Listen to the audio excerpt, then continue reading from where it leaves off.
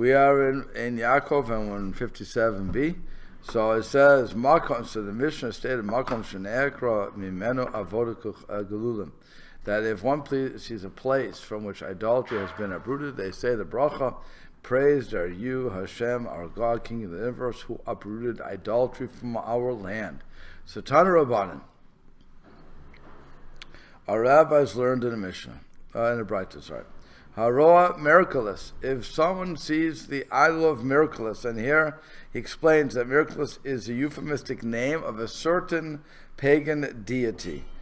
Many Rishonim maintain that the same holds true for any idol. The Tana specifies Miraculous only because he lived in an area where they worshipped this deity. And so, if somebody sees an idol of Miraculous, Omer, he should say, Baruch Shenatan Orech Apayim Ove Ritzono. Praised are you, or blessed are you, Hashem, our God, King of the universe, who has shown forbearance to the transgressors of his will. Now, as he says, the halacha says that, today we don't say these brachas for various reasons. I'm not sure what the reasons would be. But we basically, it's just an interesting Gemara to learn at this point because we don't say this brachot. Let's say you saw a place where they uprooted in Israel, from which idolatry had been uprooted. So Omer, the person says, praise to you, Hashem, who uprooted idolatry from our land. Kashem Shenekra Vimakom said, yes, as it has been uprooted from this place. Kain Te'akir Mikol Mekomot Israel, so also it should be uprooted from all the places of Israel. Okay? V'ashev the lave of Dehem Levdecha, and bring back the hearts of those who serve them to you. Period. Okay, so that's what we're saying. And he says, where is it? We didn't get to here. And outside of the land of Israel, Ein Sarech Lomar, he does not have to say V'hashev Lev of Deim Evdecha, and bring back the heart of those who serve them to serve you. Mipnei Sharuba of Dekuchavim, because most of the land's inhabitants, those outside of Israel, are idolaters in any event. And it says in Eretz Israel, however, this phrase refers to the sinners of Israel who worshipped idols. When we're reciting the bracha outside of Eretz Israel, one substitutes mimakom hazeh, from this place, for me'ertenu, from our land. Okay, and then he says, Rabbi Shimon ben Eliezer Omer, he said that im af chutz la'aretz tzarich lomar kain. No, even outside of Eretz Israel, one should say this. Why? Because in the future, they are destined to convert. Shneimar says, Az ehevoch el amim safa barora. For then I will change the nations to speak a pure language, so that they will all proclaim the name of Hashem, to worship Him with a united resolve. So this comes from the prophet Zephaniah. And he says the Mashiach will inspire all of humanity to worship Hashem together. The occupation of the entire world will be solely that of acquiring knowledge of Hashem. The Rambam rules in accord with the opinion of Rabbi Shimon ben Elazar. Although this is a minority opinion, Rambam nevertheless adopts it because it is based on sound reason. Also, the Tanna Kamma is unopposed to adding this verse. He merely holds that it's not necessary. So you have an interesting situation here, where it says that in the future that the non-Jews will convert. What have we always said about conversion after Mashiach comes? What? It won't happen. Why won't it happen? Because they had the chance. Right. They had the chance to do it already. And now that we've already have, now the Mashiach has come, so they no longer can convert, because now they're only converting because they would know what the truth is. Well, there's no trick to that. The trick of conversion is only when you're not sure that everything is right. We always have that bit of doubt. So now if a person comes and says, okay, I'm going to leave my god, Merciless or some other god, and come to convert, okay, you're doing it in the midst of confusion when the world is not yet clear. So that's really the whole point of conversion. That's why when the Mashiach comes, everybody's going to know the truth. So I don't have to convert anymore. All I have to do is follow God. And I'll understand that whatever I'm doing, in other words, if I follow Shiva Mitzvah B'nai Noach, the 7 Mitzvah B'nai Noach, or otherwise, or the 613 that we have, that's what Hashem wanted from us. Okay, so that's why. But it's interesting here to say because they're destined to convert, which must mean, if you take it to be this way, that the way that they're taking it here, that everybody will be solely interested in acquiring knowledge of God, and that would be the conversion, if you will. They'll be converted to whatever, to either Ben Noach, or to what they have to fulfill, or otherwise. Okay. So Darash Rav Hamnuna expounded, he said, Haroeh Bavel Harasha'at, that one who sees various sites in the wicked country of Babylonia, Tzarech Levarech Chamesh Brachot, they must recite 5 brachot as follows. Ra'a Bavel, if one saw the ruins of Bavel, Omer should say, Baruch She'echariv Bavel Harasha'at, blessed be the one that destroyed the wicked Bavel. And that is saying, since the Babylonians laid waste to Israel, it is appropriate to recite a bracha upon seeing evidence of the retribution God visited upon them. Now, mind you, they're living in Babel. This is the Babylonian Talmud. Okay, you should understand. It's not just, so if you see a part of Babel being destroyed, even though that it's an interesting historical point here, even though that this is where we grew our greatest. This is where the oral tradition really developed in Bavel. So here they're saying, even so, even though that we get, they have allowed us to run our own system. They've allowed us to learn. They've allowed us to have these, schools. Still no, when you see something, if you see various sites of this wicked country, you have to make a bracha. And so when you see ruins, you should say, Baruch Shehechariv Bavel Harashah. Ra Beito Nebuchadnezzar. Let's say you saw the house of Nebuchadnezzar. What did Nebuchadnezzar do? Disbanded the Jews. What? Disbanded the Jews or dispersed? He killed. He killed the Jews, and then he sent them out.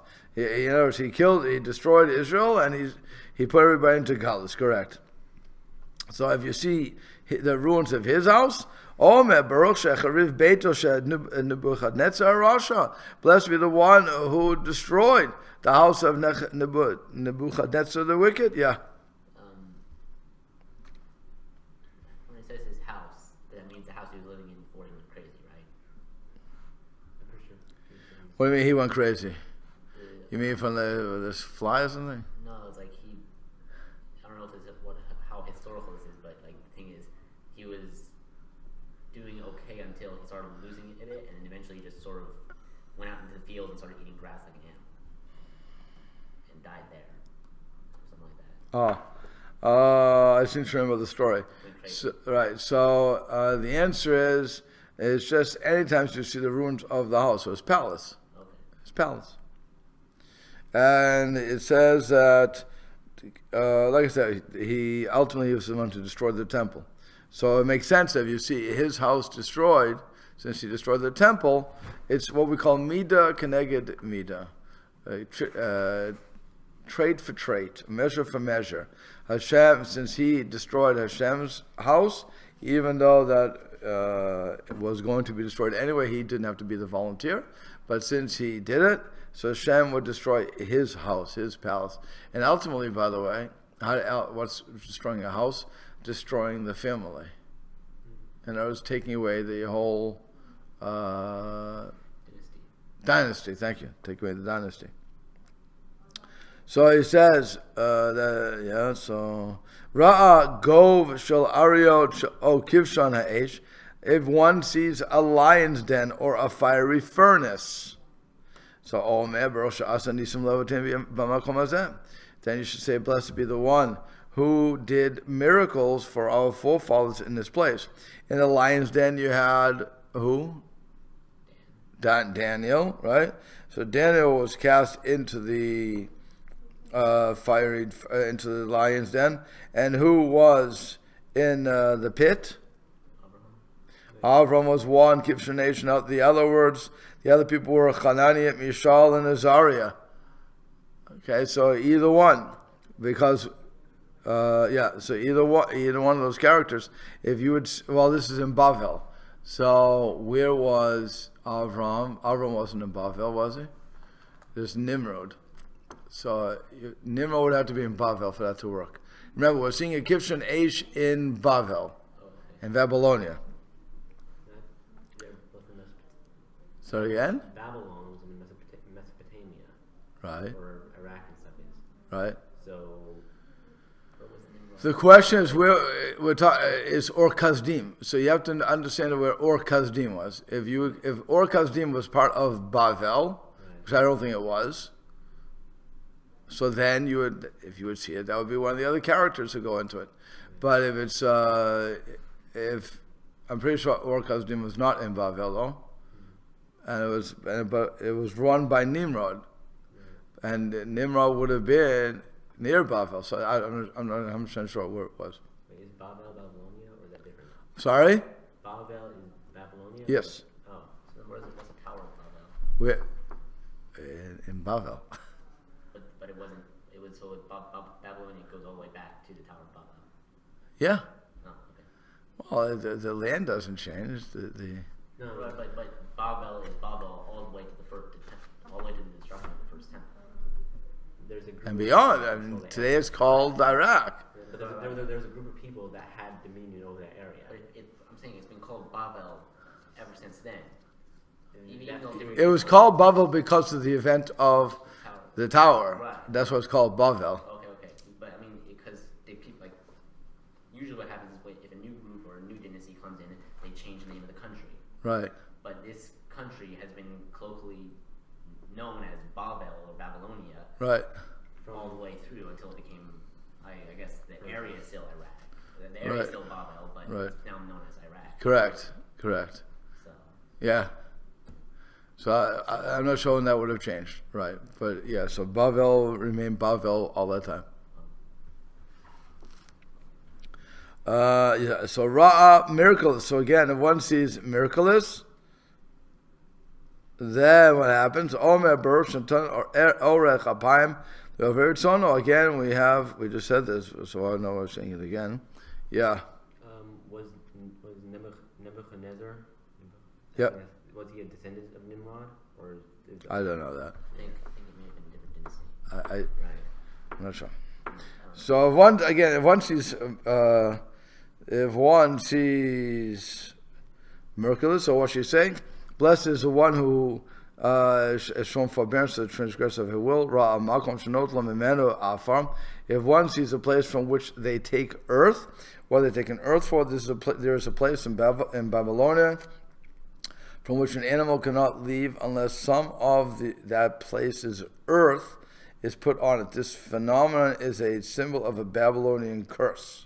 Alternatively, the Gemara refers to a place from which earth was quarried to be used in the construction of the buildings. That place remained devoid of habitation and agricultural activity. Hence, it is a graphic indication of Babylonia's destruction.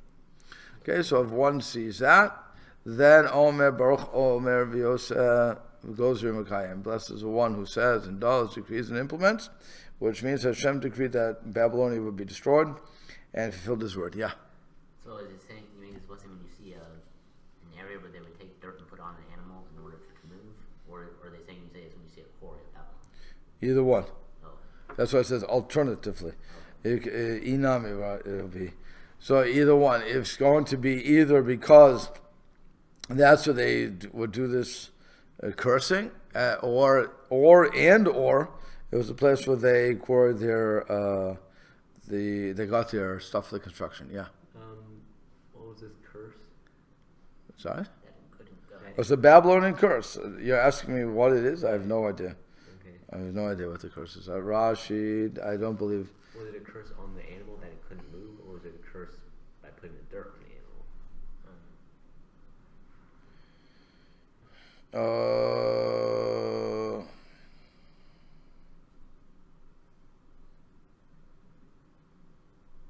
It's a symbol of Babylonia's curse. It's Babylonian. So Rashi doesn't say. Rashi only says it's a place that there was in Babylonia that there was no that the animal could not go out from, could not leave from there, unless you put this dirt there from and that was the symbol of destruction and this curse of Bavel.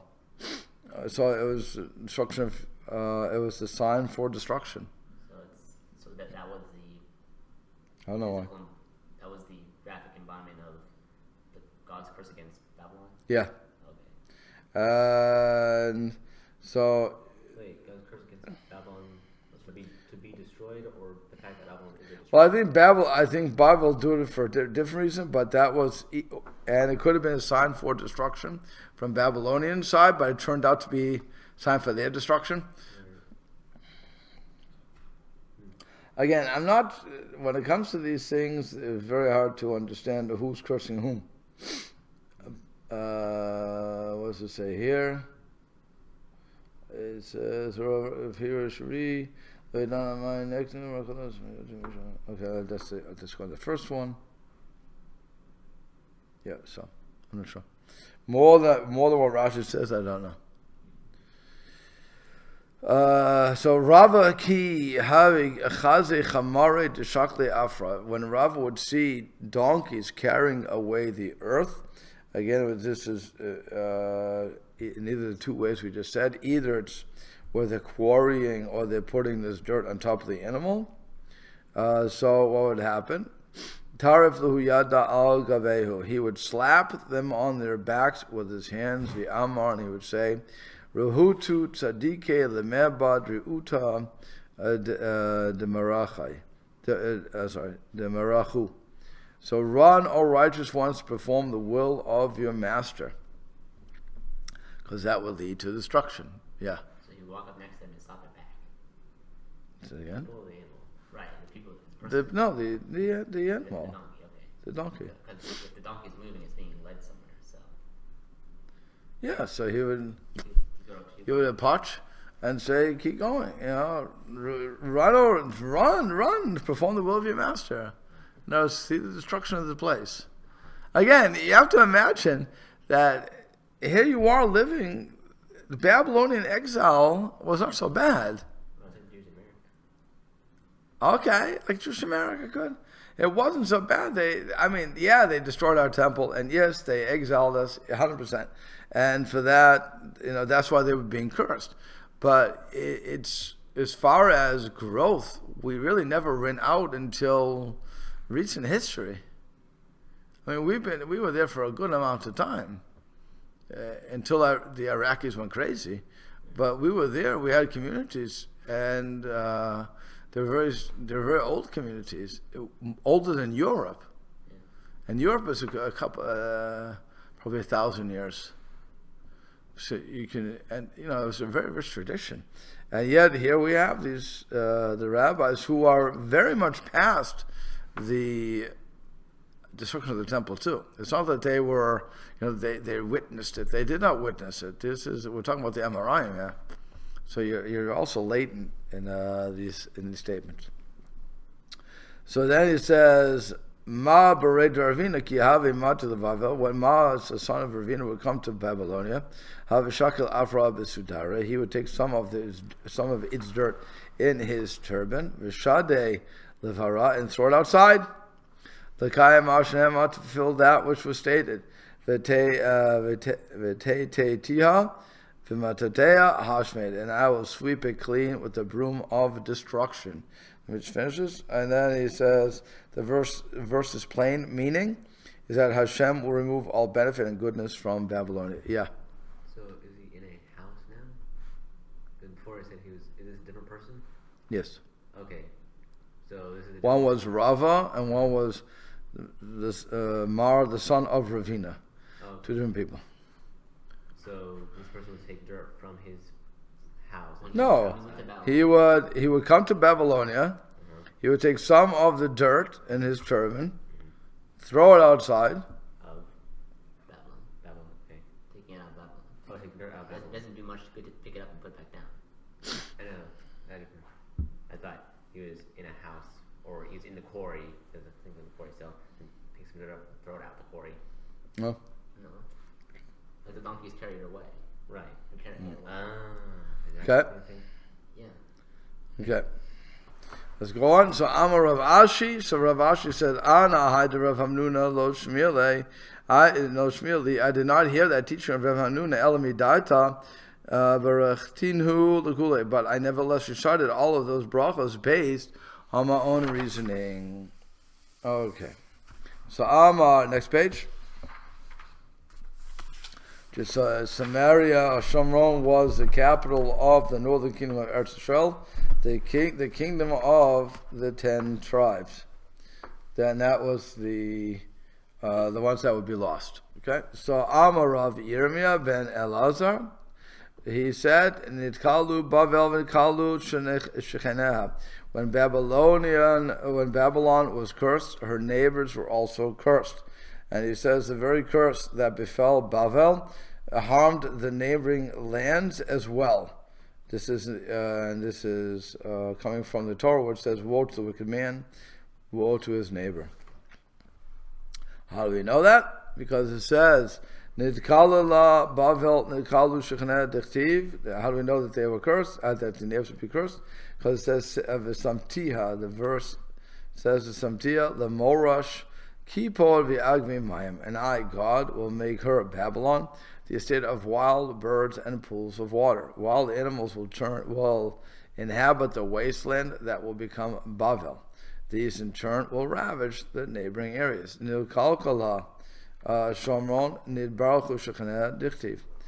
when Samaria was cursed, her neighbors were blessed, as is written, V'samti Shomron le'i hasadeh lamati karim. And I, God, will make Samaria a heap in the field, a place of planting vineyards. And after her destruction, Samaria became an area of fertile lands, which were a blessing for her neighbors. Yeah. So I have two questions. The first one was for the curse. So Babylon. Which curse? Babylon being destroyed. Yeah. And it affected its neighbors, which was Samaria, which is the northern kingdom of Israel. The 10 Okay. tribes. So when the curse came down on Babylon, it came down on its neighbors because the whole thing where wicked people grouped together. Yeah. Thing? Oh, okay. It's not just because you were. What if you have a country next to a wicked country, and it's not, and it doesn't take from the wicked country's traditions? It's impossible. Isn't right? Okay. Well, we're learning here, it's a very important thing, that it's a good question you're saying, but we're learning here, it's a very important thing, that when you have a wicked neighbor, a wicked country, whatever is going to be next to you, you're going to learn from their ways. Regardless of how little you think you will, you are going to absorb their actions and their morals. And yes, you may be a little better than they, but still in all, you are going to be influenced by them. And just to use, I was reading an article on the internet last night, that's what it was, right, last night. And it was talking about how not even Obama's in office, he's still in office. So 9 years ago, when he was running for office, okay, he said he is against gay marriage. He's on record. I'm against gay marriage. Clinton, Mrs. and Bill, Mrs. Bill Clinton, right? So they were both on record continually for being against gay marriage. Marriage is only for men and for women, period.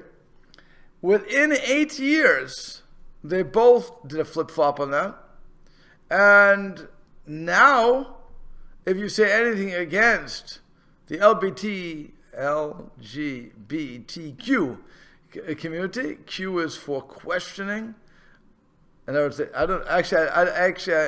I really don't understand what the questioning is. Either you're LGBT, but apparently now there's Q. I think they call it, what do they call it, trans? Trans. No, that was LGBT. No, trans. T is already trans. So I'm not sure what questioning it really is. But okay, but regardless, you go on Google, we can figure all these things out. But the point is that now we have to deal with it in a real sense that if a minister or a rabbi would get up and say something that would be condemning that group, LGBTQ, so then they are in danger of losing funding from, or not funding, their tax-exempt status. There you go. Okay, so now religion can't even talk and say what religion holds. That's the point of it. Well, they can, but nobody wants to lose that exemption. Right, they don't want to lose the exemption, so they can't. If they want to lose the exemption, you can say anything. Well, actually, you could be sued. Oh, yeah. You could be sued. So it's because it's federally protected at this point. So it's like anything. I think it's federally protected. So like anything else, you can be sued. So you want to go through the lawsuit for saying what you believe. I don't know if you want to do that, but nonetheless, the point is, within 10 years, this country has flip-flopped, and now everything is good. So what happens is, even though, again, we know what we're going to do, we're still influenced by that, saying that this is normal. Okay, and our children grow up saying, oh, so it's normal. No, it's not. Well, again, yeah, everything is normal, but it's forbidden. Stealing's also normal, but it's forbidden. There's a lot of things that are normal, but they're forbidden. So I'm not saying anybody's sick. I'm not saying there's no problem. I understand people have their things. By the way, it's also interesting that I always think it's safe to say that when Bill was growing up as a little boy, I don't think there was ever a case of this. Never heard of it. Right. It was all in the closet, but okay, so that would be you're a homosexual. Homosexuality was in the closet. But I don't know if everything else, trans and everything, I never heard this brand new stuff that's coming, and certainly questioning, is brand new stuff coming out. What restroom you go to, what shower room right, you go to. Right. So that, like I said, but that's what they're saying. Woe to the wicked, woe to the neighbor, even though the neighbors are part of that. By the way, you want to see that? You want to see a real thing? The Amish are affected by what happens. I'm sorry, no matter how much they try to cloister, or the Hasidim, no matter how much they try to cloister themselves in their little enclaves, they're still affected by everybody. Everybody's, well, except for Amish, they don't have the phone, but they have something. I saw on the radio, on the TV, they have something that they can connect it to the world. So I don't know. Maybe not Amish. Go to the library. The library. The best thing is when you see the people driving on the highway. They're not supposed to have cars, but they have a special exemption. They go to a special heter, apparently, to get in the car and to drive. I don't know how they do that. I don't know how that works. Or they can get the other people to drive them, so they can get people to commit the sin for them. I don't know. It makes no sense to me. But it's fascinating, but it makes no sense. But again, they're affected by, if you listen to the radio, okay, just listen to the radio. There are songs on the radio that are on regular, I'm not talking about punk rock, I'm not talking about rap, normal songs, and they're disgusting. If you listen to the words, they're very suggestive and they're disgusting. And we listen to them. And because we think, it's nice music, blah, blah, blah. But then, the words penetrate. The schmutz, correct. You get the schmutzes all over you. And that's what's going on here. So, you don't know what schmutz is? No, it's one of the neighbor thing. Yeah. If you're a neighbor of the neighbor. If you're living in a neighborhood, in other words, again, you're going to be affected by wherever you are. You want to surround yourself with people who are good people. In other words, following Torah. When I say good, I mean following Torah.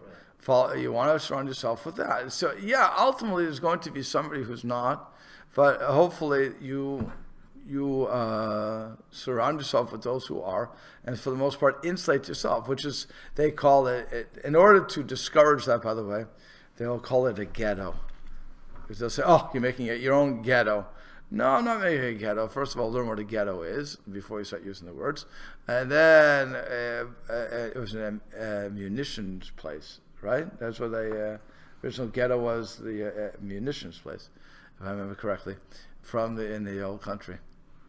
But the point is that we were put into those by the country in order to subjugate us. But if we consciously choose to be around people who are like-minded, in other words, you make a shul. If you're Orthodox, make a shul, and you all move around the shul because you have to walk on Shabbos. So they would look at, you're ghettoizing yourself. No, we're not. We're doing what we have to do.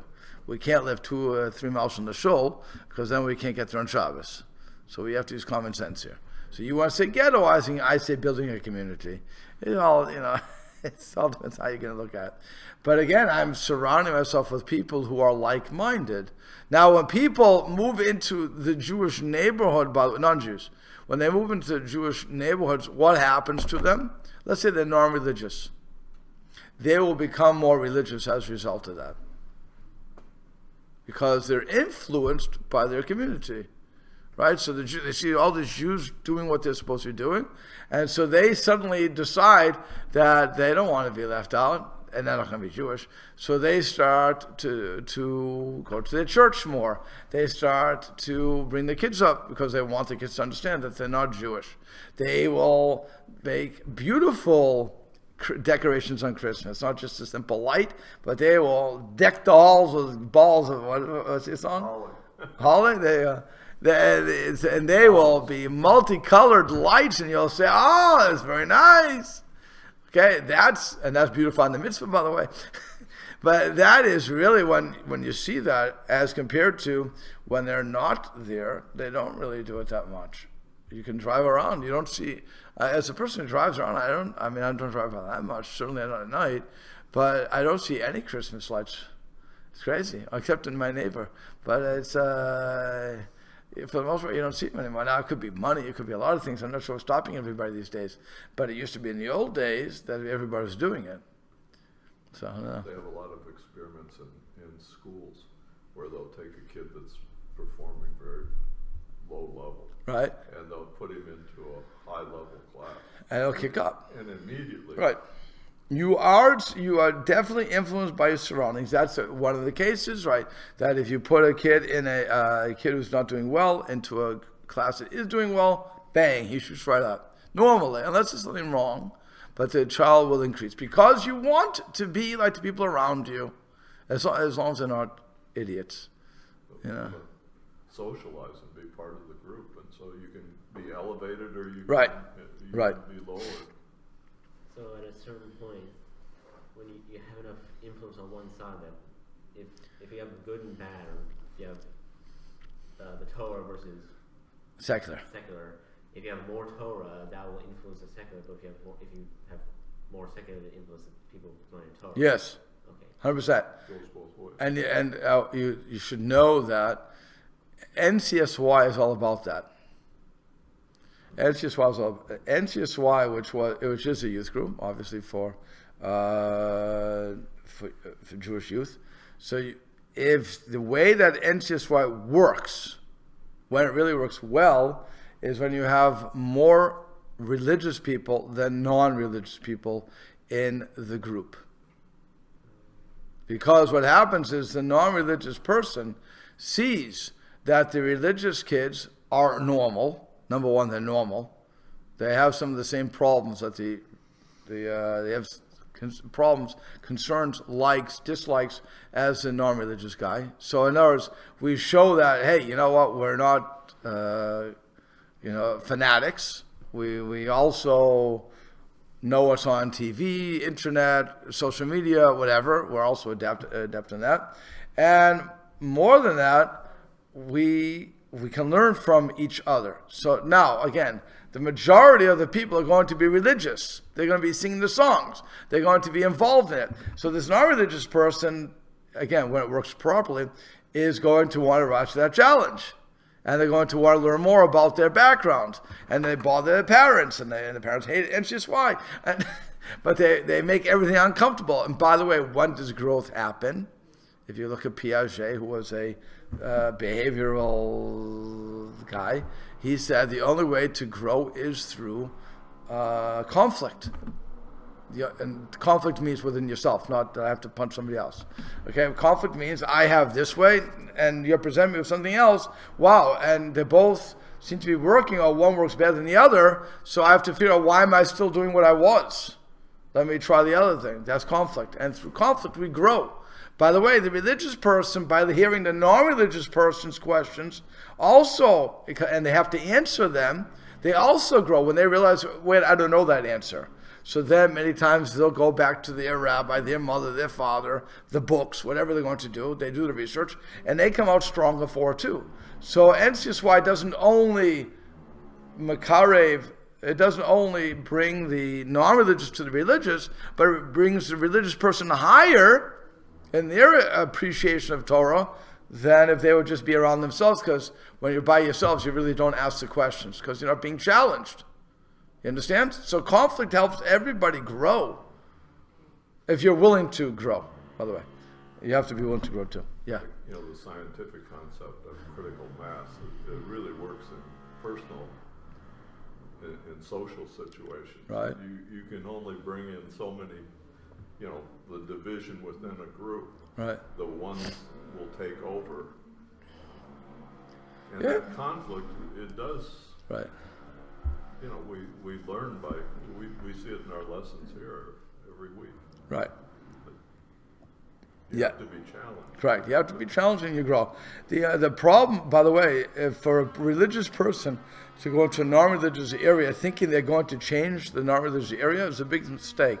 Similarly, the non-religious person coming in to challenge the religious system, and because they want to show us how we're wrong, is also a mistake. For either side, because once I go into a strong area, you're not going to beat me.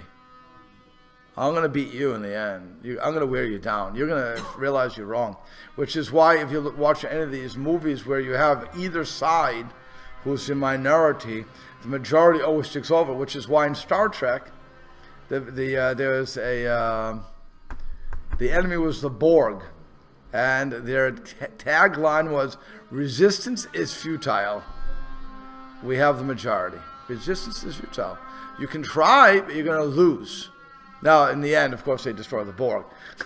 But the point is, resistance is futile is a very real thing. I can't fight everything. I can't fight the tide. That's why I want to surround myself with people who are like-minded. Yeah, I may have arguments with them, but again, iron sharpens iron.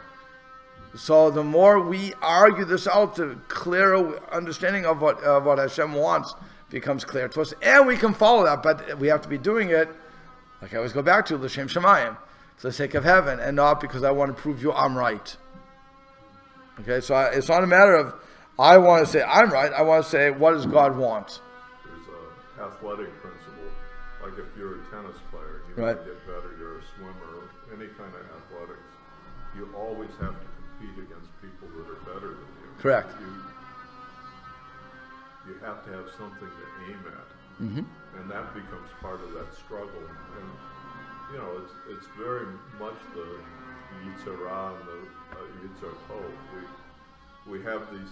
It's an inner conflict and it's an outer conflict at the same Correct. time. Correct. But you need to have role models. You need to have challenges. Right. Positive. Yeah, and again, that's what the role models will help you grow. That's why I'm saying NCSY is so powerful as compared to. Although, by the way, I should say, all the youth groups, USY had the same. I'm sure they all have the same model. That's the conservative. Nefti, again, the reform. I'm sure they all have the same sort of model where they have. I'm not sure how well the model works, but they would want to surround those kids with people who are really motivated in their philosophies. And I'm sure the same thing would be for your youth groups, where it's not good enough just to get the same kids together. You want, and that's why conventions, by the way, become the biggest thing going.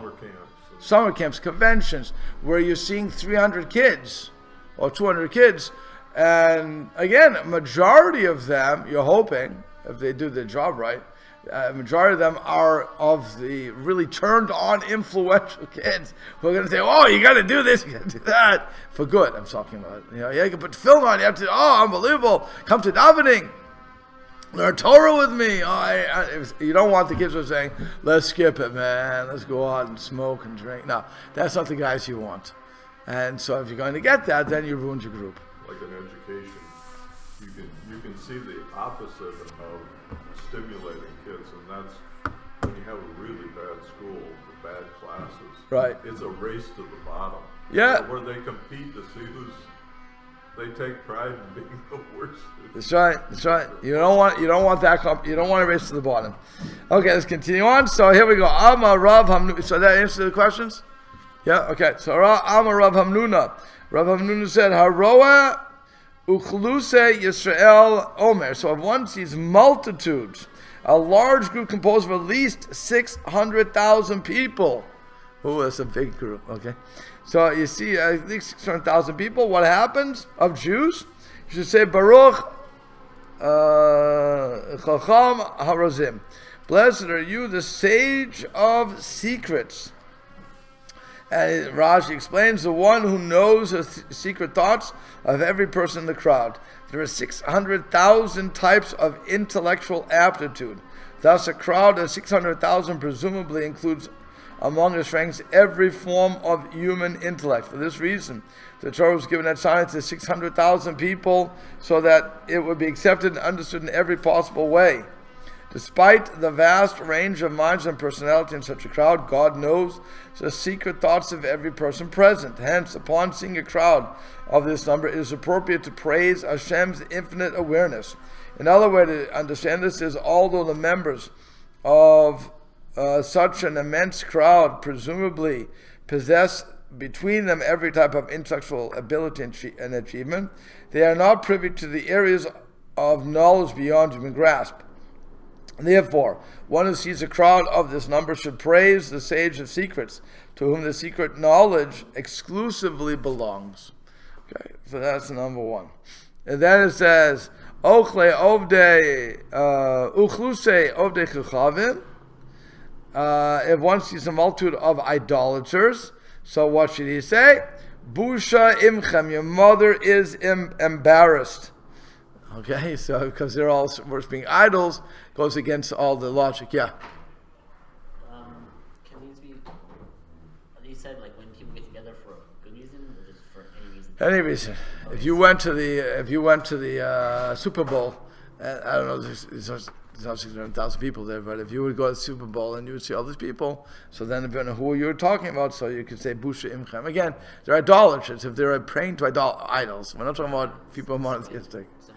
What I was thinking was you can say for 600,000 Jews, well, there may be 600,000 Jews in one place for a bad reason, like all being rounded up or something. But even then, I guess you can still say it. Yeah, you can say it. Yeah. And then the other side is there's an army of 6,000 or more idolaters descending upon the Jews or upon you or your group. I don't think we're talking. I would say that we're not talking about when they're descending upon us or when there's. I think it's just a matter of if I see this collection of humanity in a place, like I go to a concert, or you see on the streets many times when they're trying to show you all the people who are protesting against one thing or another. So that's a place where you could say if you see such a group, again, it's a lot of people to 600,000. If you go to the most, I'll go so far as to say that most assemblies we see don't even have 30,000. Not even 30,000, right? So imagine that if you go to what do you got Super Bowl? How many Super Bowl? 20,000? a Super Bowl? 15, 16,000? Well, there are stadiums that get 100,000. Yeah, 100. University of Michigan. Yeah, they really get 100,000. Or Times Square on New Year's. Yeah, how many did he say there? Maybe 600. You ever think you get 600,000 there? Maybe. Okay, so that'd be a blocks. I know one recently. Yeah. They had 500,000 lining the streets of Chicago when the Cubs came back for their. Oh, 500,000, but that's still not 600,000. No, but it's getting close. Right, it's getting. So there you go. You would have to get a group like that and 100,000 more of their friends to say that. Again, so a major amount you of. win the Super Bowl or you win. Right, one of these parades. So again, if you can get that sort of, if you see that sort of a group lined up to watch it, something like that. So that's when you say it. I don't think it's when you see them coming. When you see them coming, you say Shema Yisrael. And it also illustrates the good and the bad. They had 500,000 in Chicago and had absolutely no arrests. Then you have some teams that win just a local football game. Right. And they burn cars and tear them down. Right. Good day to go out and rob television. That's when you say your mother's embarrassed. That's when you say it. Okay. So Tana Rabban, the rabbi say, Aroa Uchluse Yisrael Omer again. If one sees multitude of Jews, he says, Baruch Chacham Harazim, blessed are the secrets. She'ein datam doma zelazeh, before their minds not similar to each other. Ve'im partsufeim doma zelazeh, and their face is not similar to one another. And yet God knows the secret thoughts of each one of them. So he says, the Brisa holds that each person's face is different because a person's mind is reflected in his face. Oh, that's interesting. So I guess you two are the same. Okay, we'll have to stop there. Let me just go one more. All right. So Ben Zoma Ra Chlusa. So Ben Zoma saw a multitude of Jews while he was standing al Gav Male Baharabayit on the step of the Temple Mount. Ama Brocha Chamarazim. So he said the bracha, praise to you, the stage of the secrets. Uvaruch Shabara Kol Elu L'Sham Sheni. And he also said, this blessing, praise to you, created all these to serve me. And so he says, for they plow and sow to produce bread, and I find it already prepared without any exertion on my part. Usually only one blessing, the sage of the secrets, is recited upon seeing a large crowd. What is the meaning of Ben Zoma's second bracha? So the Rambam gives the following explanation. The ultimate goal of the creation was that people would emerge who would attain knowledge of God and purify their physical nature. Such individuals, though, are exceedingly rare. What then is the purpose of the multitudes of persons who do not measure up to this ideal? So the Rambam states that their purpose is twofold. One is to keep the sublime individuals company, namely to form a supportive community around them, and two, to serve such individuals by cultivating the land, manufacturing tools, and producing fabric, clothes, and the like. If the men of learning had to do all this on their own, the lifetime of Methuselah would not suffice to master all the necessary skills. That was 970 years. That's the expression.